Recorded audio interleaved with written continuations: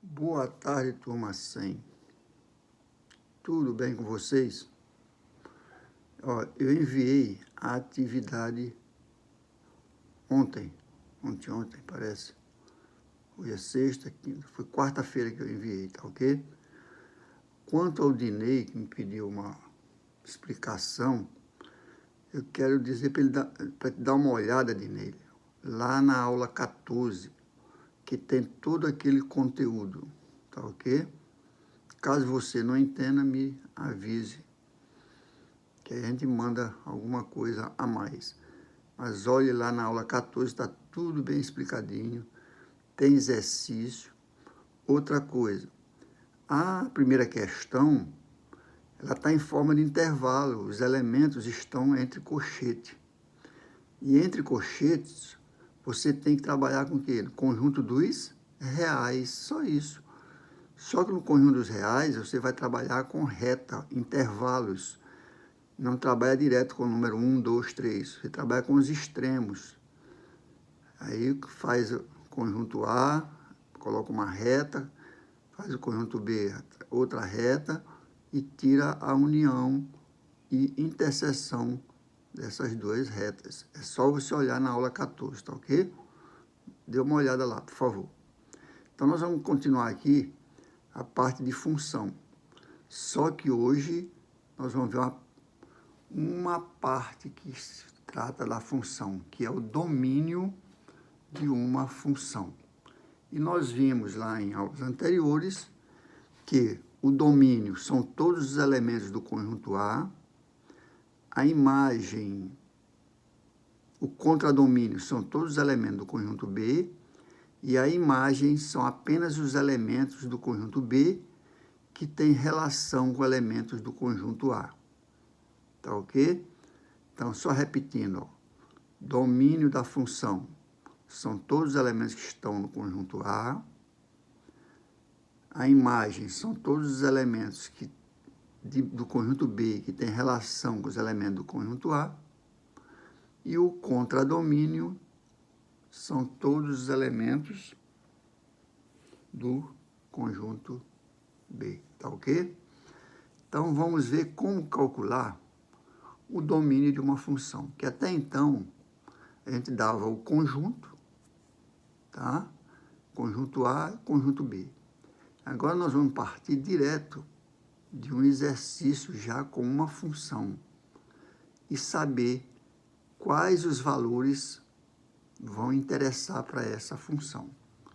Então, para que a gente estude o domínio e contradomínio, nem sempre eles estão explícitos, sendo apresentada apenas a lei de formação, ou seja, a equação. Nesses casos, consideramos que o domínio seja o maior subconjunto possível dos números reais. Então, o domínio está contido no conjunto R, para o qual a lei de formação faz sentido. E o contradomínio, o próprio conjunto dos números reais, igual ao conjunto dos reais. Então, o domínio está contido no conjunto dos reais para qual a lei de formação faz sentido. E o contradomínio é o próprio conjunto dos números reais, ou seja, CD, conjunto dos domínios, igual ao conjunto dos reais, tá ok? As funções devem ser caracterizadas de acordo com algumas condições de existência. Então, a função, a primeira condição que a gente já viu é que todos os elementos do conjunto A têm que ter um único correspondente no conjunto B. Então, diz aqui, dois conjuntos, um denominado domínio, que é o conjunto A, e o outro contradomínio, que é o conjunto B. Uma expressão y igual a f de x, associando os valores de x e y, formando pares ordenados, pertencentes aos conjuntos domínio e contradomínio. Nós já vimos. A gente dá o conjunto A, dá o conjunto B, dá uma lei de formação e, através dessa lei de formação, substitui os valores de x na equação e encontra o valor de y. E esse valor de y tem que estar correspondente aos valores de x. Aquele que não for correspondente não serve como imagem, tá ok? Então, através de alguns exemplos, vamos demonstrar como determinar o domínio de uma função. Isto é, descobrir, ou seja, determinar quais os números que a função não pode assumir para aquela sua condição de existência.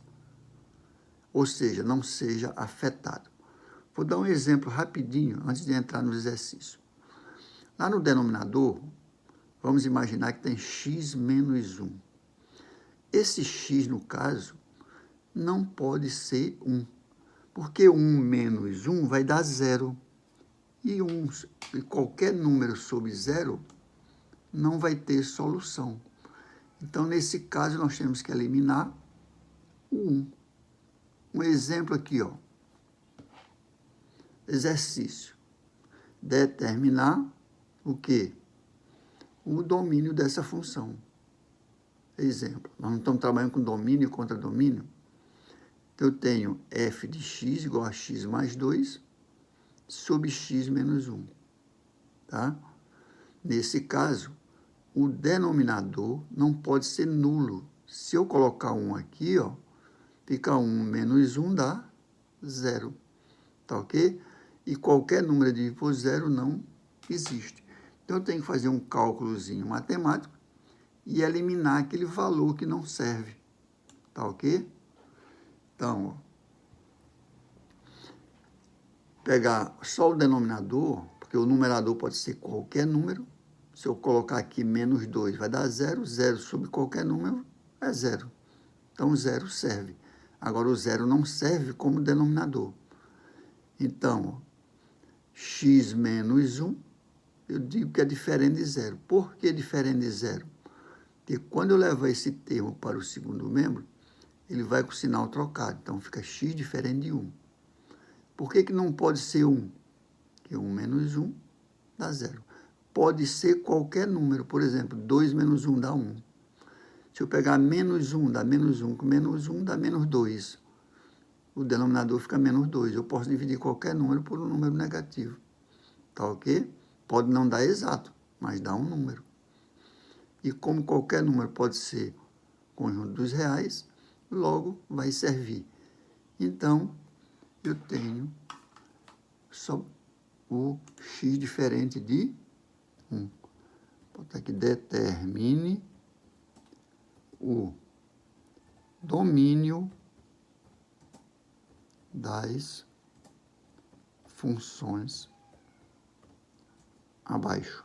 Porque eu tenho vários, né? Então, determine o domínio das funções. Letra A. Tem o f de x igual a x mais 2 dividido por x menos 1. Essa observação aqui está dizendo que o denominador não pode ser 0. Então, eu pego o denominador e sempre resolvo para encontrar aquela variável. X menos 1 diferente de 0, x diferente de 1. Então, o domínio da função é igual a x, tal que esse x pertence ao conjunto R, tal que esse x tem que ser diferente de 1. O que você encontrar aqui, você faz a sentença matemática aqui, ó, que também você pode escrever R menos o elemento 1. R menos o elemento 1. Tá ok, gente? Então, você vai ter sempre que resolver o numerador ou denominador de acordo com a situação. Geralmente é o denominador que tem que se resolver. Vamos ver o segundo caso aqui, ó. Letra B, ó.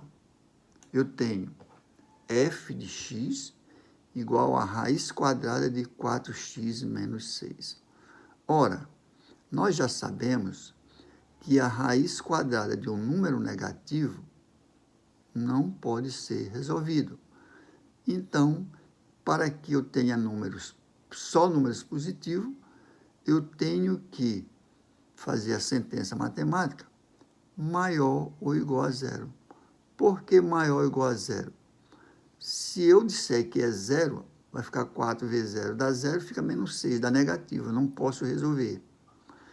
Então, maior ou igual a zero. Tá? 4x igual maior ou igual a 6, tirando o valor de x, 6 maior ou igual a 4, onde simplificando, ó, 6 por 2 dá 3, 4 por 2 dá 2. Então, maior ou igual a zero. Estou dizendo que o zero serve. Então, gente, não é maior. Não é maior ou igual. Vai ser só maior. Por quê? Porque se eu disser que é maior ou igual, eu estou dizendo que o zero vai servir. E o zero não serve. Então, eu vou dar uma arrumada aqui, ó. Então, tem que ser x só com o sinal de maior. E aqui também eu tenho que trocar, ó. Deu para entender por que eu troquei esses sinais? Porque se eu disser que é maior ou igual, eu estou dizendo que o zero vai servir. E 4 vezes zero dá zero, sobra menos 6. Então, fica negativo, não resolve. Então, tem que ser só o sinal de maior. Maior que 3 sobre 2. Ó. 3 sobre 2 dá 1,5. 4 vezes 1,5 dá 6. 6 menos 6 dá 0. Raiz de zero é o próprio zero. Então, esse sinal é só maior, tá ok? Não coloque maior ou igual. A gente tem que colocar o sinal de acordo com o que a gente precisa dentro da raiz ou no denominador, tá ok, gente? Então, o domínio dessa função é o x pertencente aos reais, tal que o x tem que ser maior que 3 sobre 2. Por que 3 sobre 2? Porque 3 sobre 2 é igual a 1,5.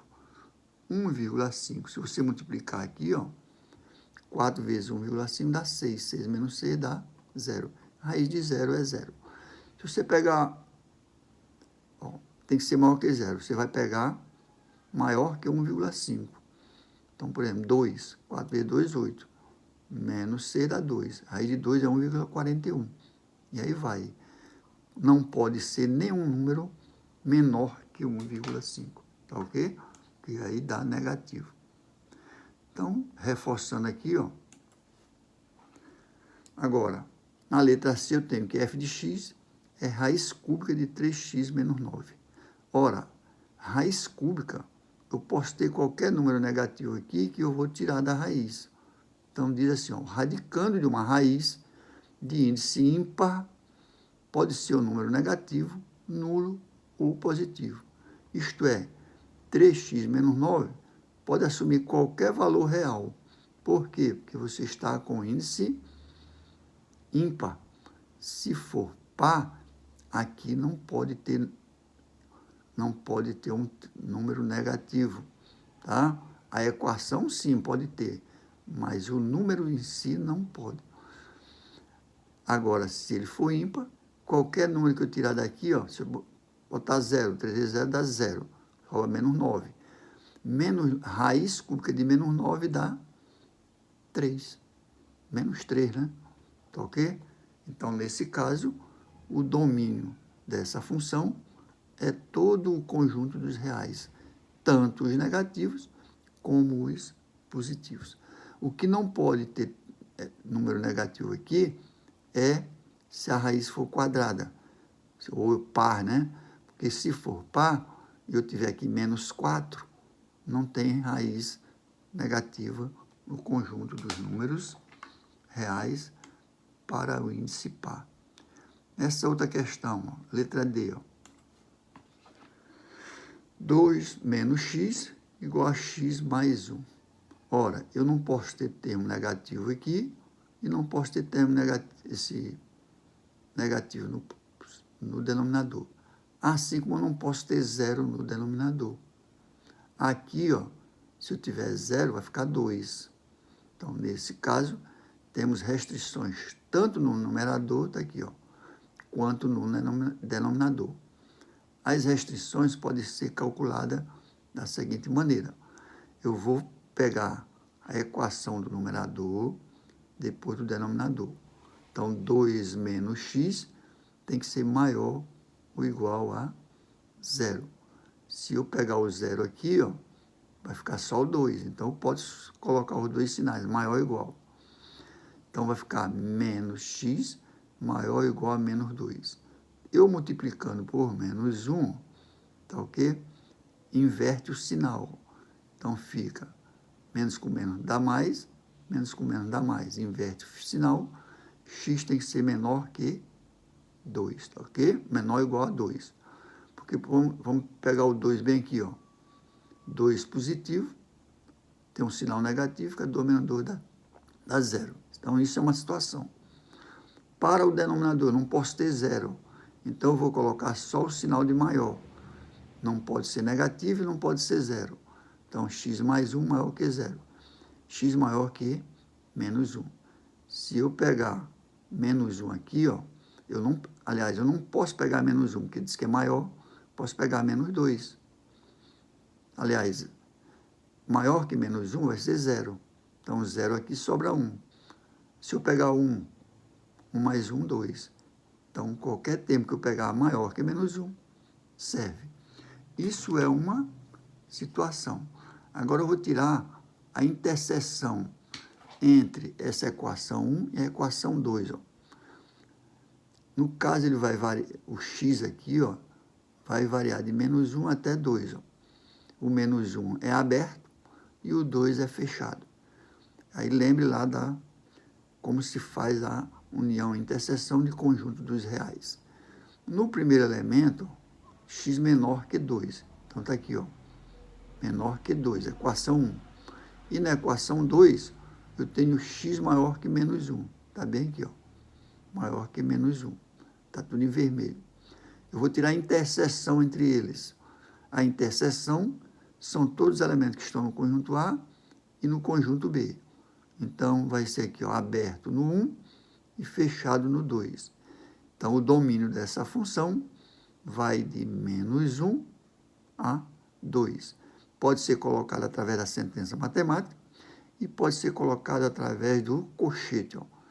Menos 1, quando o colchete fica de costa para o número, está em aberto, está aqui aberto. Ó. E quando está de frente, fechado. Então, fica menos 1 e 2. Tá ok?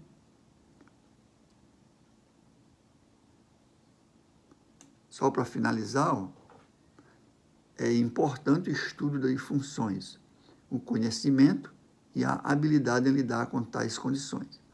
É consequência de muito estudo e dedicação por parte dos estudantes.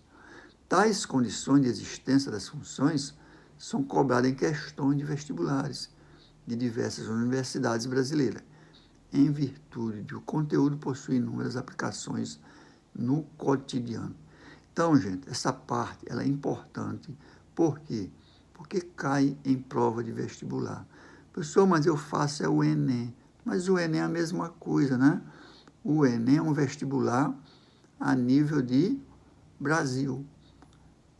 Você faz no Maranhão, mas você está concorrendo com todo mundo que está fazendo no Brasil todo, em todos os estados, né? Tanto é que você pode ir estudar em qualquer estado. Basta que a sua quantidade de pontos seja suficiente para obter a vaga, tá ok? Então, nós vamos parar por aqui. Voltamos logo na próxima sequência, tá ok? Muito obrigado e até a próxima.